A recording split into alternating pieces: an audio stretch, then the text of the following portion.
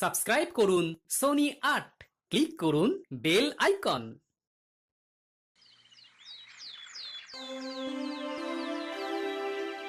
আমি আর এভাবে কাজ করতে পারছি না মহারাজ। আমার এ রাজ্যের মন্ত্রী হিসেবে খুব অপমানিত বোধ হচ্ছে। বেশি চুরি চামারি করলে অপমানিত বোধ হয় স্বাভাবিক। কি বললে? হ্যাঁ, আমি চোর? ও সব বাদ দাও তো, আগে বলো তোমার কি সত্যি বোধোদয় হয়েছে? বোধোদয় হলেই ভালো। কারণ চুরি যাওয়া মোহরের পরিমাণ তো ওদিকে আকাশ ছুঁই ছুঁই। এসব কি বলছেন মহারাজ? দেখো মন্ত্রী, বেশি ভণিত আমার ভালো লাগে না। যা বলার তা তাড়াতাড়ি বলুন মন্ত্রীমশাই। এ রাজ্যের একজন ভাঁড়ের বেতন মন্ত্রীর বেতনের প্রায় সমান সমান। তাদের দুজনের বেতনের ভেতরে ফারাক প্রায় নেই বললেই চলে। আমি তো ভাবছি ভাঁড়ের বেতন এই মাস থেকে মন্ত্রীর বেতনের থেকেও বেশ কিছুটা বাড়িয়ে দেব। মহারাজ, আমি বলতে বাধ্য হচ্ছি, আপনি কিন্তু একটু বেশি পক্ষপাতিত্ব করছেন। কোন রাজ্যে এমনটা হয় না। মন্ত্রী মশাই, রাগ করবেন না। আপনি একটু খোঁজ নিলে এটাও জানতে পারবেন যে অন্য রাজ্যের ভাঁড়ের বেতন আর মন্ত্রীর বেতনের ভিতরে কেন অত্যধিক ফারাক রয়েছে। এটা আবার খোঁজ নেওয়ার কি আছে? অন্য রাজ্যের রাজারা তো আর সবাই নির্দিষ্ট একজনের প্রতি পক্ষপাতিত্ব করেন না, তাই সেখানে সবাইকে তাদের পদ অনুযায়ী বেতন দেওয়া হয়। ভুল কথা। আসল সত্যিটা হলো আমার রাজ্যে মন্ত্রীর থেকেও একজন ভাঁড় বেশি কাজ করে, আর অন্য রাজ্যে তো আর সেটা হয় না। বরং আমাদের মহারাজকে এদিক থেকে ভালো বলতে হবে, কারণ উনি কাজের ভিত্তিতে বেতন দেন না। কি সর্বনাশ! যদি মহারাজ কাজের ভিত্তিতে বেতন দিতেন তাহলে মন্ত্রীমশাই ঘরে একদম শূন্য বেতনে যেতেন। মহারাজ, আপনিও হাসছেন? কোথায় আমার অসুবিধাটা একটু বোঝার চেষ্টা করবেন।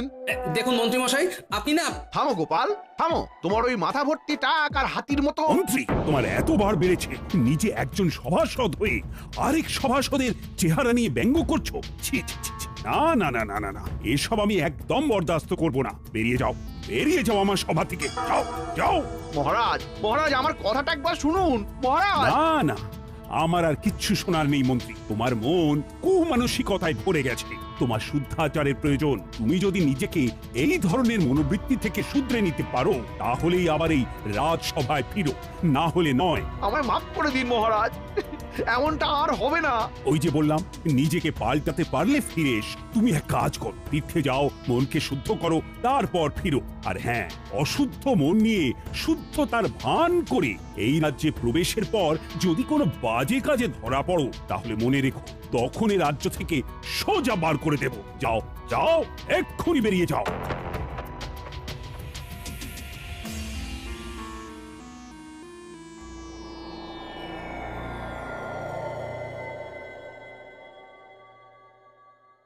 হিরে ঘটে ব্যাপারখানে কি?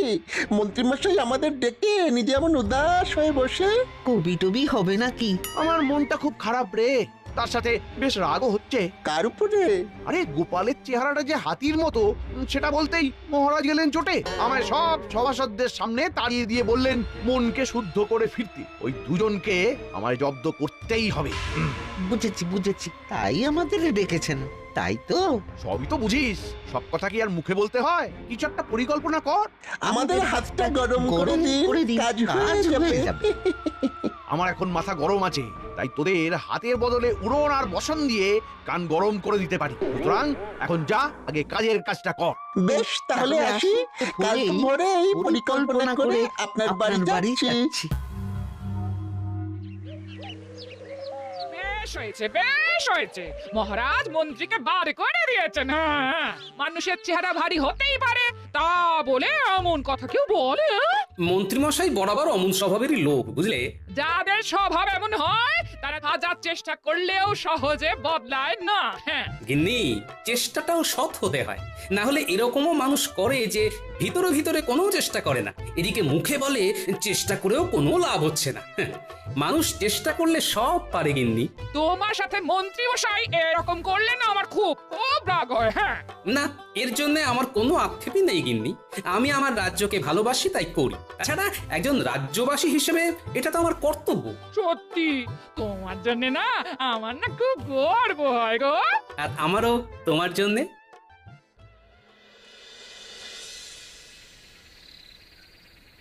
মন্ত্রীমশাই, ও মন্ত্রীমশাই, ওই ওই ওই ওই ওই, ওরা এসেছে, ওরা এসেছে। আয় আয় আয়। কিরে বটা, তোর হাতে এটা কি? এটা একটা বহু দূরের রাজ্যের মানচিত্র। আপনাকে এইখানেই শুদ্ধাচারের জন্য যেতে হবে। এ বেটা হতচ্ছাড়া, আমায় শুদ্ধাচারে কোথায় পাঠাবি তা ঠিক করার ভার তোদের দিয়েছি নাকি? আচ্ছা আচ্ছা, শুনুন মন্ত্রী মশাই, শুনুন। এই মানচিত্রর জায়গায় আপনাকে আসলে যেতে হবে না। আপনি বৌঠানকে নিয়ে ওই নিজের শ্বশুর বাড়িতে চলে যান এবং ঠিক 7 দিন বাদে এই রাজ্যে আবার ফিরে আসুন। তারপর গায়ে সাদা চাদর এবং ধুতি পরে কপালে বেশ বড় সড়ো তিলক কেটে সবাই গিয়ে বলুন আপনি শুদ্ধ হয়ে এসেছেন। আপনার মনে আর কোনো জটিলতা নেই। আমায় যদি জিজ্ঞাসা করে কোথা থেকে গিয়ে শুদ্ধাচারী হয়ে এলাম, আর আমার এই মিথ্যে বলার সাথে এই মানচিত্রটারই বা কি সম্পর্ক? বলছি সব বলছি, শুনুন। মানচিত্রটায় যে রাজ্যটা আছে তার নাম পুণ্যি রাজ্য। সেই রাজ্যের রাজা একজন পাগলা, তাই তার রাজ্যে যে যায় সে আর বেঁচে ফেরে না। তাই আপনি যেদিন রাজসভায় যাবেন সেই দিন হাতে করে ওই মানচিত্রটা নিয়ে যাবেন এবং সবাইকে বলবেন এই রাজ্যে একজন গুরু থাকেন, তার সান্নিধ্যে গিয়েই আপনার এমন আমূল পরিবর্তন ঘটেছে। আর গুরুর নাম জিজ্ঞাসা করলে যাই হোক কিছু একটা ওই বানিয়ে বলে দেবেন, কেমন? আর বলবেন এই গুরু স্বয়ং কৈলাস পর্বত থেকে সাধনা করে ফিরেছেন। উনি সবার সব ধরনের পাপ গ্লানি মুছিয়ে মৃত্যুর পরে স্বর্গ লাভ করার পথ সুগম করে দেন। বলবেন বাবাজি মহারাজকে নিমন্ত্রণ করেছেন। আপনি এমন ভাবে কথাগুলো বলবেন যাতে ওই মহারাজ এবং গোপাল ওই জায়গায় যাওয়ার জন্য আগ্রহ প্রকাশ করে, আর একবার চলে গেলেই নিশ্চিত মৃত্যু। আর আমারও কেউ পথের কাঁটা থাকবে না। গোটা রাজ্যের আমি রাজা হব। বাহ বাহ বাহ, বাহ রে বাহ বটা ঘটা। আমার সাথে বদমাশি করে করে তোরাও তো দারুণ পরিকল্পনা করতে শিখে গেছিস দেখছি। বাহ, এবার আমাদের মোহর দিন। পরিকল্পনা তো শুনেই নিলেন। এত তাড়াহুড়ো করিস কেন বলতো? বাইরে পরিকল্পনাটাও তো তাড়াহুড়ো করেই দিলাম। তার বেলায় একদম ঠিক। কাজ হবে, মোহর ছড়বে, এইটাই তো নীতি। দাঁড়া দাঁড়া দাঁড়া, আর বাজে বকিস না।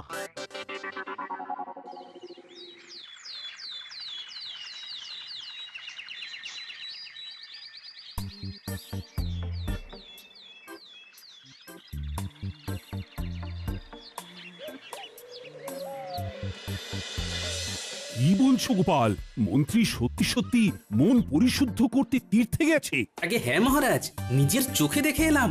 বাড়িতে তালা ঝুলছে, আর পাড়া প্রতিবেশীদেরও নাকি বলে গেছে যে সে নিজেকে পরিশুদ্ধ করতে স্ত্রীকে নিয়ে দিন সাতেকের জন্য তীর্থে যাচ্ছে। বাবা, আমার এক কথাতেই যে মন্ত্রী এভাবে তীর্থে যাবে ভাবতেই পারছি না। যাকে এখন মন্ত্রীর সুমতি হলেই হলো, কি বলেন? যা বলেছ। আচ্ছা মহারাজ, আমি তাহলে আজ আসি। হ্যাঁ, বেশ বেশ বেশ। ও গোপাল, একটা কথা ছিল। বলুন মহারাজ। বলছি যে যতদিন না মন্ত্রী ফিরছে তুমি কি আমার রাজ্যের নতুন মন্ত্রী হবে? ও বাবা, ক্ষমা করুন মহারাজ, আমি এই রাজ্যের ভাঁড় হিসেবেই ঠিক আছি। ওইসব ভারী ভারী পদে আমায় বসাবেন না মহারাজ। আমি জানতাম তুমি ঠিক এই উত্তরটাই দেবে। বেশ গোপাল, ঠিক আছে, তুমি এখন আসতে পারো।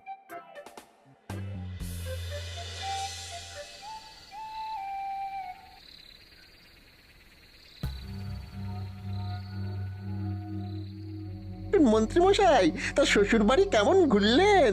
শ্বশুর বাড়ি গিয়ে কেমন শুদ্ধাচার করলেন বলুন? বাজে বকিস না, বাজে বকিস না।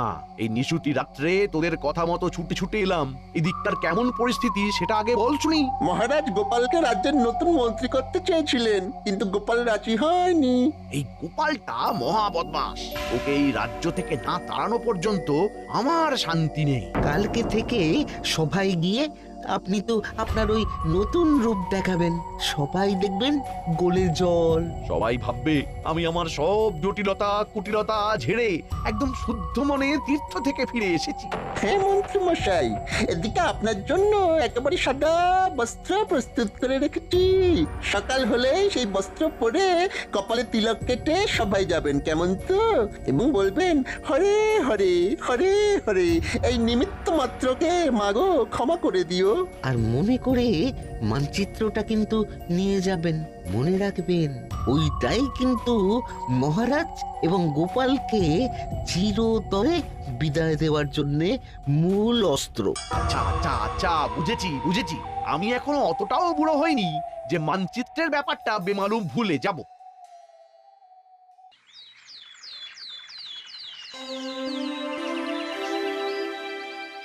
তাহলে সবাই বলছো নতুন পদ্ধতিতে কাজ করতে কোনো রকম অসুবিধে হচ্ছে না, তাই তো? না মহারাজ। বেশ, শুনেও ভালো লাগছে। তোমরা এভাবেই সবাই একে অপরের পাশে থেকে মন দিয়ে কাজ করে যাও। হ্যাঁ মহারাজ।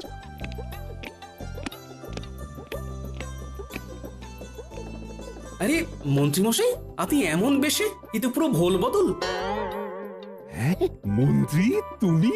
এ কি বেশ বদল? শুধু আমার বেশ বদল হয়নি মহারাজ, গোটা আমিটাই বদলে গেছি। আমার এখন পৃথিবীর সব মোহমায়াই বড্ড মেকি মনে হচ্ছে।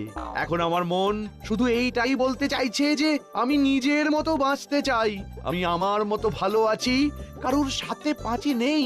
শান্তি শান্তি শান্তি। মন্ত্রী, ও মন্ত্রী, এ তোমার হলো কি? আমি যে তোমাকে চিনতেই পারছি না। এসব ব্যাটার চাল কি না কে জানে। মহারাজ, আমি আপনার কাছে কৃতজ্ঞ।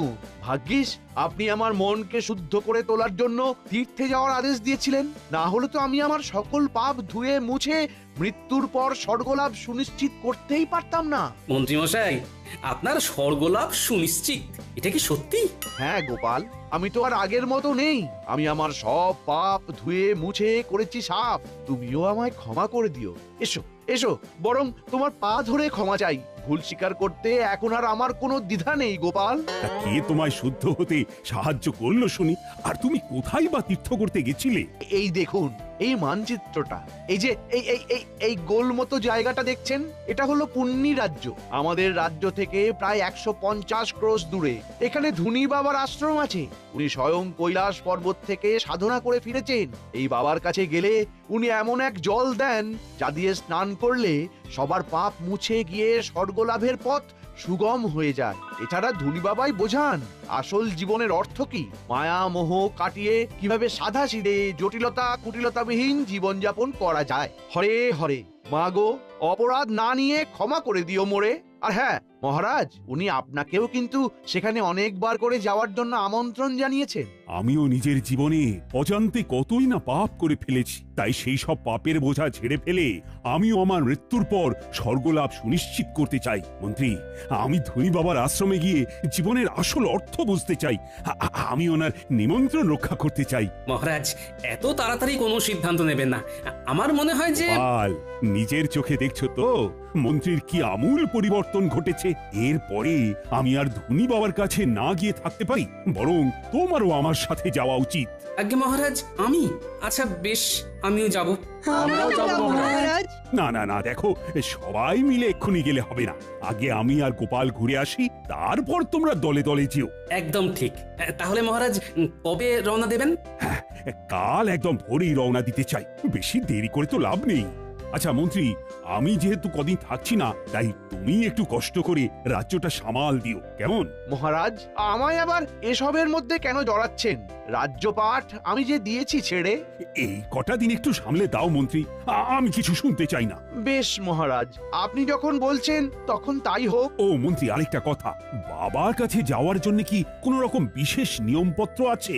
মহারাজ, সমস্ত অহংকার ছেড়ে, রাজবেশ ছেড়ে, সৈন্য ছাড়া একদম আর 5টা সাধারণ মানুষের মতো পায়ে হেঁটে যান, তাহলেই দেখবেন বাবা আপন করে নিয়েছেন। বুঝে গেছি বুঝে গেছি।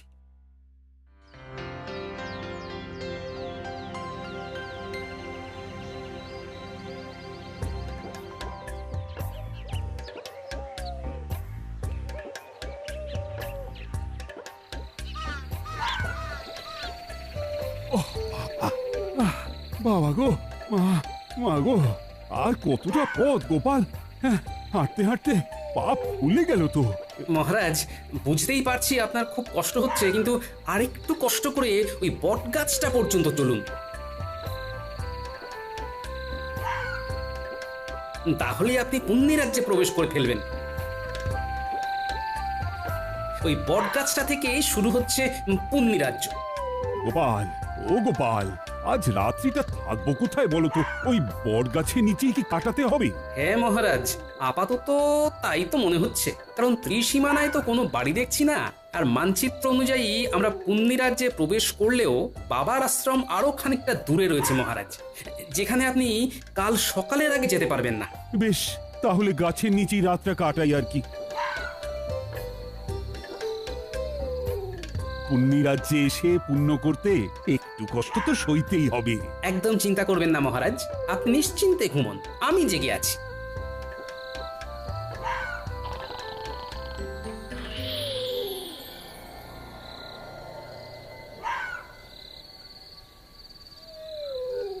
মহারাজ তো ঘুমোচ্ছেন দেখছি, এদিকে ভোর হতেও খুব দেরি নেই, আমি বরং এই সুযোগ একটু ঘুমিয়ে নিই। এই গবা, কি করবি বলতো? রাত তো শেষ হতে চললো, এখনো আমাদের ওই দুজনের মধ্যে কেউ একটাও চোর ধরতে পারলাম না। দেখাবা, এরকম আমাদের পাগলা রাজার মতন কাউকে নিয়ম তৈরি করতে দেখেছিস? কি যে নিয়ম, প্রত্যেক প্রহরীকে কিনা বাধ্যতামূলক ভাবে প্রতি রাত্রে একটা করে চোর ধরতেই হবে। সত্যি আপাদ মস্তক খ্যাপা রাজা। আরে আরে ওই গবা, ওই দেখ, দুজন লোক বট গাছের নিচে শুয়ে, ওদেরকে ভিনদেশি চোর বানিয়ে ধরে নিয়ে যাবি? তাই করি চল, না হলে আমরা আপাদমস্তক পেটে মার খাবো। চল চল ভৌরি বেটাদের। এই কে কে কে তোমরা হাত পা বাঁধছো কেন? আমরা কিছু করিনি, আমাদের বেঁধো না, ছেড়ে দাও। চল বেটা, চল, চোর সাজবি, চল।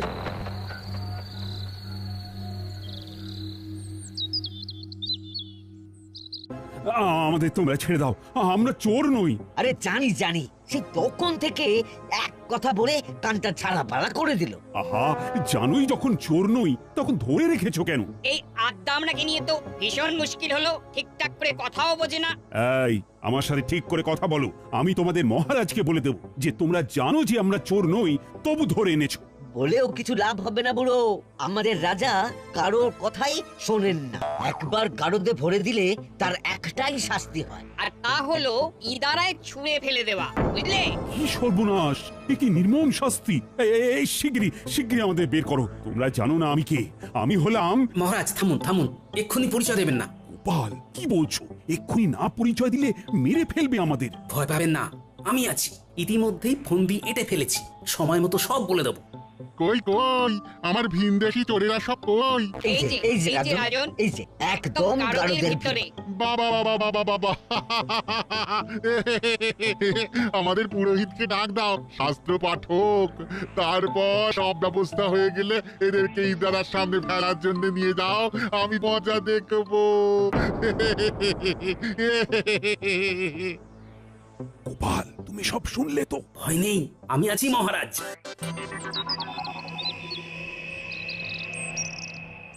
তাহলে সব প্রস্তুত তো? হ্যাঁ, এই এই তুমি তুমি ওদিকে ওনার কাছে যাচ্ছ কেন? আমাকে ঠাকুরের নাম শোনাতে। মরতে যাচ্ছি তো তাই। মহারাজ, আপনি এবারে আমার সাথে মারপিট শুরু করবেন। ওরা যদি জানতে চায় কেন মারপিট করছি, তাহলে বলবেন আমরা পেশায় জ্যোতিষী। আমরা গণনা করে দেখেছি যে আজ দুজনের ভেতরে যেজন আগে ইদারায় ঝাঁপ দিয়ে মরবে সে স্বর্গবাসী হবে এবং পুণ্য লাভ করবে। বেশ বেশ, মুক্ত করে দাও দুজনকে, মুক্ত করে দাও। আমি আগে ইদারায় ঝাঁপ দেবো। না, আমি। তবে রে বেটা, দেখ কেমন মারি তোকে। আয় আয়, আমিও মজা দেখাচ্ছি। কি তোমরা থামো, তোমরা থামো, তোমরা থামো, তোমরা কারা শুনি? হ্যাঁ, এভাবে মারপিট করছো কেন? আমরা জ্যোতিষী, গণনায় দেখেছি যে আজকে ইদারায় ঝাঁপ দিয়ে আগে যে মরবে সে পুণ্য লাভ করবে এবং স্বর্গবাসী হবে। কি তোমরা চোর নও? আজকে যে ছাপ দেবে সে স্বর্গবাসী হবে, পুণ্য লাভ করবে। হ্যাঁ, তাহলে তোমরা আর কষ্ট করে ঝাঁপাবে কেন? আমি ঝাঁপ দিচ্ছি, আমার পুণ্য লাভ হবে, স্বর্গবাস হবে। দুটোরই প্রয়োজন আছে। এই 1 2 3। রাজন, উফ, কি বাঁচান বাঁচলাম বাবা। আমরা আমরা এখন কি করব? তোমরা শিগগির আগে ওনাকে তোলার ব্যবস্থা করো। আসলে আজকে এরকম কিছু ঘটবেই না। আর আমরা কেউ জ্যোতিষীও নই। উনি হলেন কৃষ্ণনগরের মহারাজ রাজা কৃষ্ণচন্দ্র, আর আমি হলাম গোপাল ভাঁড়। আমরা এখানে ধনী বাবার আশ্রমে যাব বলে এসেছিলাম। কি ধনী বাবার আশ্রম? কিন্তু এখানে তো এইরকম কোন আশ্রম নেই। ঠিক বলছো? হ্যাঁ, ও ঠিকই বলেছে। বেশ, বুঝে গেছি আসল ব্যাপারখানা কি। আমরা চললাম, তোমরা ওনাকে বাঁচাও।